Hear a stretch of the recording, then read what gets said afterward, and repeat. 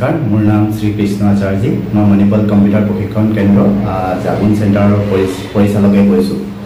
অহা 17 আগষ্টত পাটকাই জুনিয়ৰ কলেজত আমাৰ প্ৰতিবাৰে পতাৰ দৰে এইবাৰো Manipal scholarship exam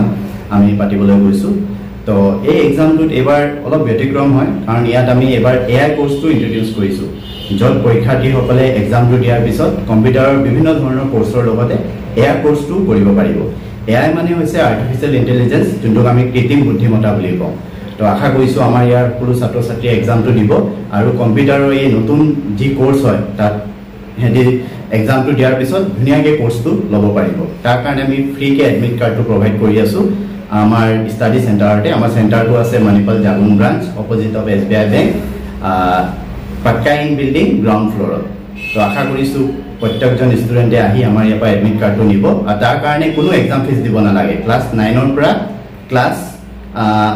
9 to above যিকোনো পৰীক্ষাৰ্থীয়ে পৰীক্ষাটো দিব পাৰিব আৰু এই এক্সামটোৰ কাৰণে জিকে আৰু কাৰেণ্ট এফেয়াৰ্ছৰ কাৰণে